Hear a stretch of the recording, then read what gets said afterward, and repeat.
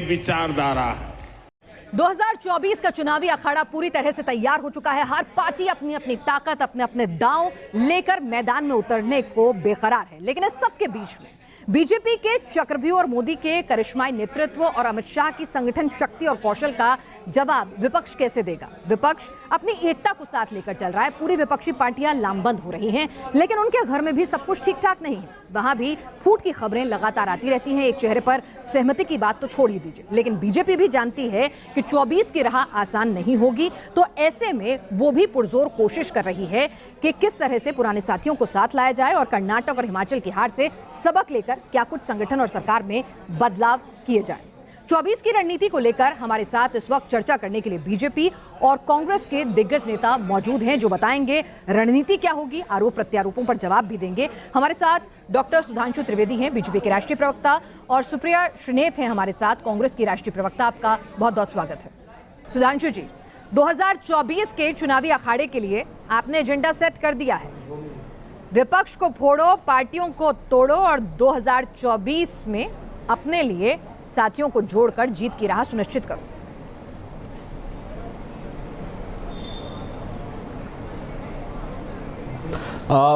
देखिए, मैं स्पष्ट कहना चाहूंगा, हमारा एजेंडा बहुत पहले से सेट है। भारत का विकास, जन कल्याण के कार्य, भारत की राष्ट्रीय सुरक्षा को सुदृढ़ करना और आत्म गौरव को उन्नत करना, इन 4-5 विषयों को लेकर मोदी जी के नेतृत्व में हम लगातार आगे बढ़ रहे हैं। हाँ, समस्या यह है कि हमें कुछ नहीं करना है। ये नकारात्मक एजेंडा के ऊपर जो लोग आपस में एक दूसरे के प्रति जो शत्रुता का भाव रखते थे, वो एक दूसरे के साथ आ रहे हैं, केवल नेताओं के अहम भाव के साथ। अपनी पार्टी के कार्यकर्ताओं, नेताओं, विधायकों को साथ में नहीं ले जा पा रहे हैं। जिनकी पटना में मीटिंग हुई और शायद उनकी नींव उतनी ही मजबूत थी जितनी बिहार के उस पुल की जो गंगा में ढह गया, तो मुझे लगता है कि ये उनकी समस्या है कि वो निराधार आधार पर खड़े होकर लंबी छलांग लगाना चाह रहे हैं। तो जो प्रधानमंत्री मोदी जी ने एक बार पार्लियामेंट में कहा था कि तुम्हें तो इस बात का यकीन ही नहीं है कि तुम्हारे पैरों के नीचे जमीन ही नहीं है। अब पिछले हफ्ते 10 दिन से या पिछले कुछ महीनों में जो घटनाक्रम घटित हुआ है, वो इन पार्टियों की इसी वस्तु स्थिति को दर्शा रहा है। चलिए, तो यानी कि तोड़फोड़ आपका एजेंडा नहीं है। सुप्रिया जी, सुधांशु जी तो इनकार कर रहे हैं कि पार्टियों में तोड़ना, अपने साथ मिलाना, ये उनका एजेंडा नहीं है। वो अपने विकास के मुद्दे पर उन्हें पूरा कॉन्फिडेंस है। लेकिन राहुल गांधी भारत जोड़ने के लिए निकलते हैं, नीतीश कुमार विपक्ष को जोड़ने के लिए निकलते हैं, लेकिन हम देखते हैं कि ना तो विपक्ष की एकता और ना ही पार्टियों के भीतर नेताओं की एकता नजर आती है। कितनी चुनौती है आपके लिए? देखिए, ऐसा था, इन्होंने 4 बातें बोली, उन 4 बातों पर तो बाद में चर्चा हो जाएगी। 2023 जुलाई महीने में 2024 के जनरल इलेक्शन की बात हो रही है। परसों आंकड़ा आया है, 2 साल में अपने पीक, अपनी चरम सीमा पर बेरोजगारी है। और पकौड़े तलने की हिदायत जो देते थे, वो पलटकर ये नहीं बताते कि सरसों का तेल 220 हो गया है और गैस का सिलेंडर 1200 पर पहुंच गया है। ये बेरोजगारी की हालत है। और भी बहुत सारी बातें हैं कहने को। और जिस आत्म गौरव की बात कर रहे थे, आपको बिल्कुल नहीं करनी चाहिए। आज के दिन तो बिल्कुल नहीं करनी चाहिए। आत्म गौरव का यह आलम है कि 30,400 केसेस अकेले मध्य प्रदेश में आदिवासियों के खिलाफ है। गंदा विभत्स वीडियो सामने आता है, भाजपा का नेता एक आदिवासी युवक पर पेशाब कर रहा है, शिवराज सिंह चौहान उसके पैर धो रहे हैं। और उन 30,400 आदिवासियों के साथ आप क्या करेंगे, जिनकी आपकी नाक के नीचे उनके साथ मामले सामने आए हैं। बालासोर ट्रेन दुर्घटना होती है, 200 से ज्यादा लोग शहीद हो जाते हैं। एक शब्द नहीं, हम वंदे भारत को हरी झंडी दिखाते रहेंगे। लोग अपने गंतव्य पर सुरक्षित पहुंचे, उस पर कोई चर्चा नहीं होगी। आप देश को इस कगार पर ले आए हैं कि देश में आज मुद्दे की बात करो, तो आप इधर उधर भटकाने की कोशिश करते हैं, क्योंकि मुद्दों का जवाब आपके पास है नहीं। सुधांशु जी, मुद्दों का जवाब नहीं है आपके पास। कि चुनाव से 1 साल पहले देश असलियत समझ भी चुका है और सुन भी चुका है। ठीक है, सुधांशु जी जवाब दें। सुप्रिया जी आरोप लगा रही हैं कि आप अहम मुद्दों पे नहीं बोलते, ध्यान भटकाने की कोशिश करते हैं और मुद्दों का जवाब है नहीं आपके पास जो उन्होंने उठाए हैं।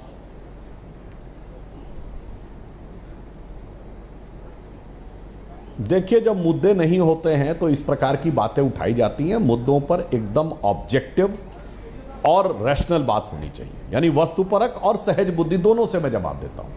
ये बताइए, ये कह रही हैं कि इस समय महंगाई सबसे ज़्यादा, बिल्कुल मैं मानता हूं कि बरसात के कारण कुछ खाद्य पदार्थों की इस समय कीमतें विगत 2-3 हफ्तों से बढ़ी हुई हैं और वो मानी हुई बात है, 1-2 महीने में पुनः नियंत्रित हो जाएंगी। पर अगर मैं आपसे पूछूं कि महंगाई की दर क्या है मई के महीने में, आपने कहा 2 साल में सबसे ज़्यादा 4.5% है, जो पिछले 2-3 साल में सबसे कम है। अब मैं एकदम ऑब्जेक्टिव बात करता हूं, एम्प्लॉइज प्रोविडेंट फंड स्कीम, कर्मचारी भविष्य निधि योजना में आदमी तभी पैसा डिपॉजिट करता है जब वो कर्मचारी होता है, क्योंकि उसका एम्प्लॉयर भी उसमें पैसा डालता है। 1.5 करोड़ लोगों ने पिछले 2022-23 में ईपीएफओ में पैसा डाला, तो कर्मचारी बने तभी तो डाला ना। इवन मार्च के महीने में 13.5 लाख लोगों ने डाला, जिसमें 9.5 लाख ऐसे थे जो पहली बार बने। अब मैं यह भी पूछना चाहता हूं कि अगर आपको उसके बाद भी नहीं समझ में आता तो मैं सहज बुद्धि की बात कहता हूं, आंकड़ों पे कहेंगे नहीं हमें इस पे भरोसा नहीं, उस पे भरोसा नहीं, तो मैं देश की जनता को बताना चाहता हूं, यदि 37 किलोमीटर प्रतिदिन सड़क बन रही है तो यह कौन बना रहा है? यदि भारत दुनिया का दूसरा सबसे बड़ा मोबाइल मैन्युफैक्चरर बन गया तो यह कौन बना रहा है? यदि ऑटोमोबाइल इंडस्ट्री में हम दुनिया की 3री नंबर की मोटर कार बनाने वाली देश बन गए तो यह कौन बना रहा है? 4 करोड़ मकान बने प्रधानमंत्री आवास योजना में, यह कौन बना रहा है? यदि 70 से अधिक एयरपोर्ट बने तो यह कौन बना रहा है? यह आसमान से जिन्नात या भूत पिशाच तो आके बना नहीं रहे, तो इसका मतलब कहीं ना कहीं तो रोजगार सृजित हो रहे हैं। अच्छा, रही बात इसकी कि जो आपने करप्शन के आरोप की बात कही, तो आजकल एक बड़ा विचित्र ट्रेंड मुझे देखने को मिल रहा है। लोग भी कहने लग गए हैं कि बीजेपी जो है वॉशिंग मशीन हो गई है। अपनी पार्टी अपनी सरकार को चिल्ला चिल्ला कर भ्रष्टाचारी साबित करना, नहीं मैं उसी बिंदु पे आ रहा हूं, अपने को भ्रष्टाचारी साबित करना कि साहब हमारे नेता भ्रष्ट थे, हमारी सरकार भ्रष्ट थी, हम कह रहे हैं। मतलब भाजपा ने कहा आरोप है, ये कहते हैं यकीन है, ये तो साबित है कि मेरा नेता भ्रष्ट था, ये तो कहते हैं कि हमारी सरकार में भ्रष्टाचार हुआ था। फिर अगले चरण पे आकर कहते हैं हमारे नेता कितने कमजोर हैं, नैतिक दृष्टि से कमजोर हैं कि वो डर के दूसरी तरफ चले जाते हैं, पार्टी छोड़ देते हैं। घर में और विपक्ष की एकता में फूट पड़ रही है, तो ये कमजोरी आपकी है, इनकी कोई गलती नहीं। सुधांशु जी लच्छेदार बातें करके झूठ बहुत बोलते हैं, और आंकड़ों के साथ सुधांशु जी को झूठ नहीं बोलना चाहिए, स्पेशली तब जब मेरे साथ शो कर रहे हो। उन्होंने एक लाइन बोली थी, कुछ पैरों के तले जमीन ना होने का यकीन। मैं उसकी अगली लाइन आपको सुना देती हूं। मैं बेपनाह अंधेरों को उजाले कैसे कहूं, मैं इन अंधे नजारों का तमाशबीन नहीं। आपने इस देश को बर्बाद करने में कोई कसर नहीं छोड़ी है, और क्रमवार तरीके से आप ही के झूठ का पर्दाफाश करूंगी, लेकिन जो आपने सवाल पूछा उसका जवाब जरूर दूंगी। नारायण राणे के ऊपर आरोप लगे हैं, भाजपा ज्वाइन करते हैं, सर्फ से धुलकर बिल्कुल पाक साफ हो जाते हैं। हेमंत बिस्व शर्मा पाक साफ, रेड्डी ब्रदर्स पाक साफ, येदियुरप्पा पाक साफ, इनसे शुभेंदु अधिकारी पाक साफ। आपके ऊपर केस चलेगा, अजीत पवार पाक साफ। जिनको 24 घंटे पहले मोदी जी पानी पी पी कर कोसते हैं, एनसीपी को नेचुरली करप्ट पार्टी बनाते हैं, उनके लोगों से मिलकर आलिंगन करके करबद्ध तरीके से खड़े होकर सरकार बना लेते हैं। ये आपका दोहरा मापदंड, आपका पाखंड और आपका ढोंग दिखाता है, और ये दुनिया देख रही है कि आपके गोते में लगा लो गोता भाजपा में, तो सर से दाग धब्बे सब धुल जाएंगे। पहली चीज। दूसरी चीज, यहां पर कुछ कही गई भ्रष्टाचार के बारे में।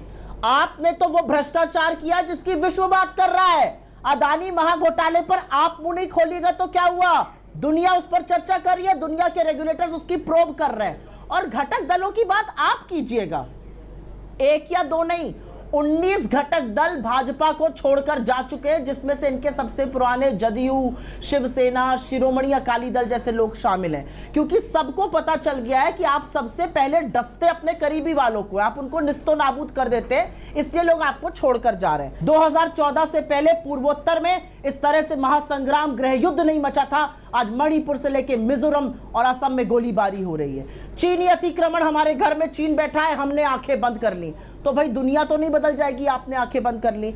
और भारतीयों में जो बैर आपने पैदा किया, उसको मोहब्बत की दुकान ठीक कर देगी, आप घबराइए मत। आपका झोला उठाने का वक्त आ गया है, उसके लिए जल्दी से तैयारी कीजिए, क्योंकि जनता उकता चुकी है, ऊब चुकी है आपके जुमलों से, आपके झूठ से। मैं अपना सवाल पूछूंगी, लेकिन उससे पहले आप जरा सुप्रिया जी के जो तमाम आरोप हैं उनका जवाब दें। देखिए, ये हाँ, स्टेप बाय स्टेप जवाब दे देता हूं। इन्होंने कहा कि 2014 से पहले पूर्वोत्तर कभी नहीं था। सुप्रिया जी, विनम्रता से कहता हूं, सरासर झूठ है। क्या असम आंदोलन के समय आग लगी हुई थी? जब राजीव गांधी जी ने असम एकॉर्ड किया था, उस समय असम शांति से बैठा हुआ था। कोई भी बात, मणिपुर में arm force special power act आपके जमाने में लगा रहा, 70 दिन का ब्लॉकेट, मतलब सुरक्षा बलों को विशेष पावर दे के दी जाती थी ताकि वो किसी को भी गिरफ्तार कर सके, कार्रवाई कर सके। गोली चलेगी तो उन पे कार्रवाई नहीं होगी। ये बरसों बरस चला है। नागालैंड के अंदर क्या क्या होता रहा है, मिजोरम में क्या हुआ है। इसलिए आज ये कह देना कि 2014 से पहले ऐसा कभी नहीं हुआ था, मेरे विचार से आज की जो पीढ़ी है वो समझदार है, प्रबुद्ध है, और आज सूचना क्रांति के दौर में बहुत सी जानकारियां, बहुत सी गलत भी उपलब्ध है, पर अगर कोई सही ढंग से जाना चाहेगा तो बहुत सहजता से जाके देख सकता है। हां, राष्ट्रीय सुरक्षा का अंतर यह होता है कि हमारे जमाने में किसी हमारे नेता ने कभी आतंकवादियों से हमदर्दी नहीं दिखाई, आपके नेता की तरह नहीं कि जिन लोगों ने संसद की रक्षा के लिए अपने प्राण बलिदान कर दिए उनके परिवारों ने मेडल लौटा दिए। चूंकि अफजल गुरु को सर्वोच्च न्यायालय से सजा होने के बाद 7 साल तक उसकी क्षमा याचना राष्ट्रपति के पास पेंडिंग थी, इसके लिए सोनिया जी की आंखों में आंसू नहीं आए। उन परिवारों के लिए जिन्होंने क्रोध और आक्रोश में आकर अपने मेडल लौटा दिए, बटाला हाउस इनकाउंटर के आरोपियों के लिए आए। तो आपके नेता दिग्विजय सिंह जी जाकिर नायक को शांति का मसीहा कहते थे। आप तो वो थे कि 26/11 का दुर्दांत हमला हुआ भारत पे, और ठीक 9 महीने के बाद, कोई जाके चेक कर ले, जुलाई 2009 में शर्म एल शेख में पाकिस्तान के साथ आप एक एग्रीमेंट साइन करते हैं और उस पर यह लिखते हैं कि आतंकवाद के द्वारा शांति वार्ता प्रभावित नहीं होगी। इससे बड़ा अपमान हो सकता है देश का कोई? और मोदी जी ने आके कहा आतंकवाद के साथ वार्ता नहीं होगी।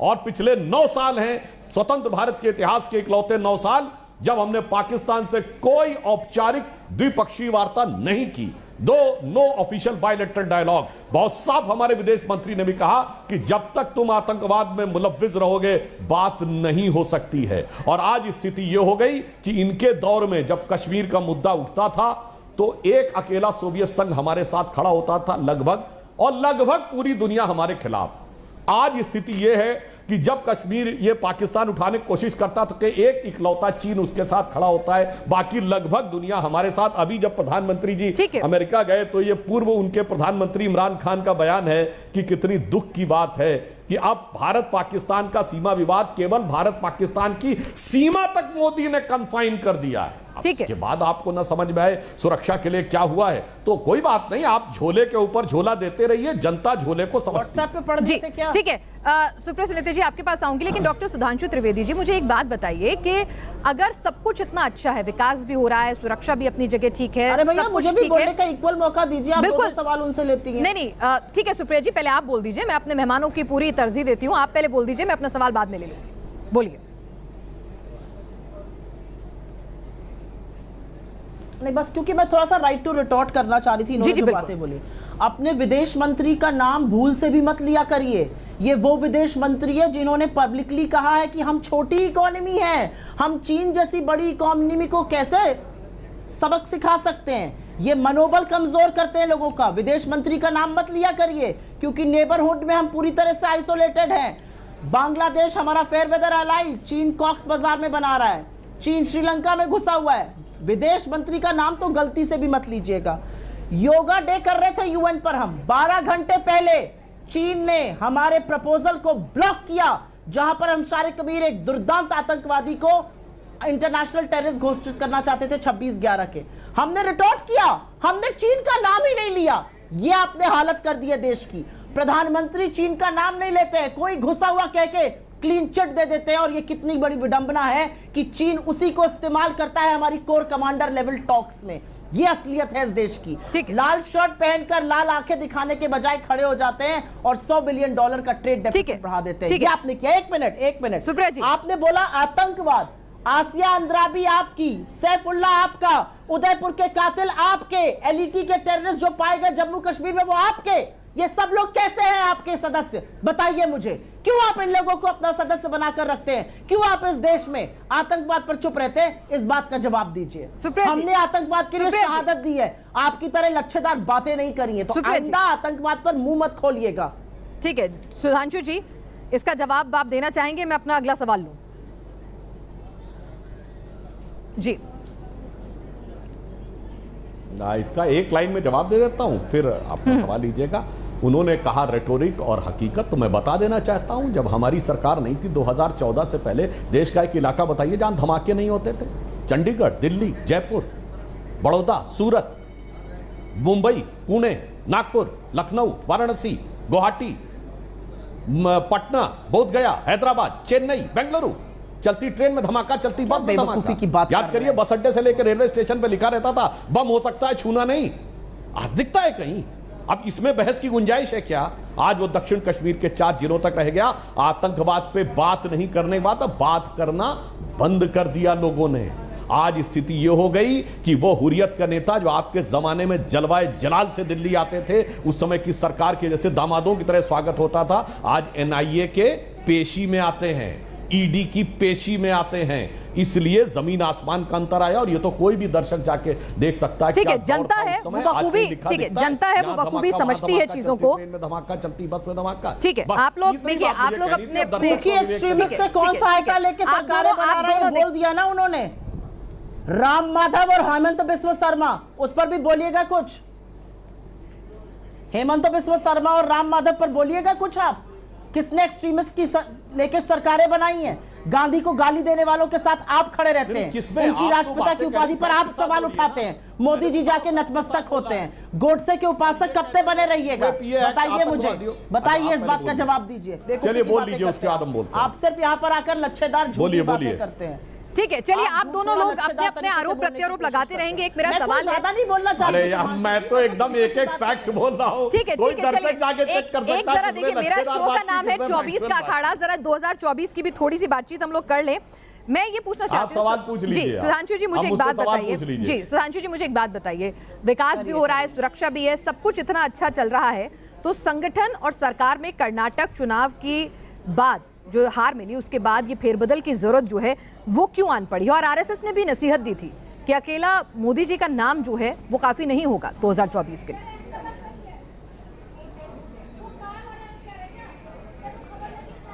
देखिए, आपको ये क्यों लग रहा है कि कर्नाटक की हार के बाद चेंज?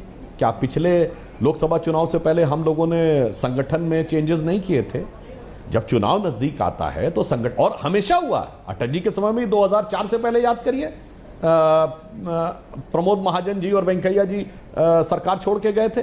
हमेशा होता है, बहुत से लोगों की आवश्यकता जब चुनाव नजदीक आता है तो पार्टी को आवश्यकता होती है, तो उस कारण से संगठन में, व्यवस्था में चेंज किया जाता है। हाँ, हम एक बात जरूर कहना चाहते हैं कि हम कर्नाटक का चुनाव हारे हैं, पर यह भी सच है, हारने के बावजूद हम 75 साल के अपने सबसे हाईएस्ट मत प्रतिशत के ऊपर बैठे हैं। 36 का 36% यथावत है। हाँ, इनको चूंकि जेडीएस का क्षेत्रीय दल का 5% वोट पूरा ट्रांसफर हो गया, इसलिए इनकी सीटें ज्यादा आ गई, स्वाभाविक है। मगर ये जहां हारे हैं वहां पर मत प्रतिशत छोड़िए, तबाही का मंजर है। गुजरात के चुनाव में इनका मत प्रतिशत हाथ पे आ गया, मतलब 32 सीटें ऐसी थी जो 47 के बाद से आज तक नहीं हारे थे, उसमें 17 सीट हार गई। यूपी में लगभग सारी सीटों पर जमानत जब्त हो गई। हम हिमाचल हारे 0.9% थे, ये दिल्ली हारे तो लोकसभा विधानसभा दोनों में 0। तो देखिए, हार और जीत राजनीति में चलती है, पर कौन सी वाली हार जीत चलती है और कौन सी वाली हार जीत खलती है, यह देश की जनता को भली भांति पता है। ठीक है, सुप्रिया जी, आप इनका जवाब दीजिएगा। एक सवाल इसी में मैं भी जोड़ देती हूँ कि एक पैटर्न हमने देखा है कि छत्तीसगढ़, मध्य प्रदेश, जी इनका जवाब दीजिएगा। एक छोटा सा सवाल इसी से जुड़ा हुआ है, मैं जोड़ देती हूँ कि मध्य प्रदेश, छत्तीसगढ़, राजस्थान की बात करें तो राज्य के जब चुनाव होते हैं आपको एक अच्छा स्ट्राइक रेट मिलता है, लेकिन जब बात लोकसभा की आती है तो वहां पर वो नंबर्स कन्वर्ट नहीं हो पाते, जबकि संगठन और नेता वही रहते हैं। ऐसा क्यों?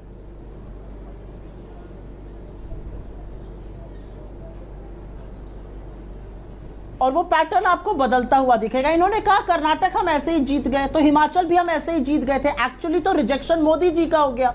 मोदी जी ने कर्नाटक में कहा मेरे नाम पर वोट दो, हिमाचल में कहा ये मेरा दूसरा घर है, लोगों ने रिजेक्ट कर दिया। आरएसएस खुद कह रहा है मोदी जी के बल पर अब चुनाव नहीं जीता जा सकता। हम नहीं कह रहे हैं, आपका अपना आइडियोलॉग कह रहा है। तो उससे 2 सवाल पूछिए कि ऐसा वो क्यों कह रहे हैं। अगर आप देखें तो पिछले 5 सालों में जितने कांग्रेस के नेता उत्तर से दक्षिण तक छोड़ के गए हैं, होश किसके फाख्ते होने चाहिए? उत्तर में आप देखिए गुलाम नबी आजाद साहब, उसके बाद ये चीफ मिनिस्टर रहे हैं, छोटे मोटों की बात नहीं कर रहा हूं, कैप्टन अमरिंदर सिंह, उत्तराखंड में विजय बहुगुणा जी, अब ये बताइए, हेमंता विश्व शर्मा आपके यहां नंबर 2 की स्थिति में रहे थे। दक्षिण में आ जाइए, AK एंटोनी जी के सबसे बड़े नेता थे, उनके बेटे अनिल एंटोनी। कहां तक आप जाके देखेंगे, पूरा पश्चिम उत्तर दक्षिण सब तरफ लोग आपको छोड़ के गए, और उसके लिए आप भाजपा को दोष देने का प्रयास करें तो ये मेरे विचार से यही समस्या, बौखलाहट और खिसियाहट है कि अपनी वास्तविकता को न समझकर बिल्कुल विपक्षी एकता करिए। कौन मना कर रहा है? विपक्षी एकता अगर आप करने में सफल हो जाएं तो आप ही क्या है कि कहीं उमर अब्दुल्ला साहब केजरीवाल जी को डांट रहे हैं तो केजरीवाल जी आप लोगों को डांट रहे हैं, और कुल मिलाकर क्या हो रहा है, सब आकर कौन इकट्ठा हो रहे हैं? लालू यादव जी के अध्यक्षता में, जो चारा घोटाले में 1997 में जेल चले गए थे, और उन्होंने आरोप लगाया था कि कांग्रेस ने मुझे जेल भिजवाया, क्योंकि तब कांग्रेस की सरकारें हुआ करती थी। अटल जी की सरकार 98 में आई। शो में आगे भी आइएगा, ये शो लगातार जारी रहेगा 2024 का अखाड़ा। और मैं चाहती हूँ कि ये जो बहस यहाँ छूट गई है, इसको अगले एपिसोड में हम आगे ले जाएंगे। इधर उधर का झूठ जलेबी चलाने लगते हैं। चलिए, अभी तो 2024 के चुनाव में बहुत वक्त बाकी है, लेकिन दोनों राष्ट्रीय प्रवक्ताओं की ये तीखी नोकझोंक और आरोप प्रत्यारोप और आंकड़े आपने सबने देखे सुने, आप खुद तय कीजिए। और उम्मीद है आप दोनों से मुलाकात अब होती रहेगी, अलग अलग मुद्दों पर यूं ही एक तर्क सांघिक बहस देखने को मिलती रहेगी। आज के लिए फिलहाल इतना ही, आपका बहुत बहुत शुक्रिया।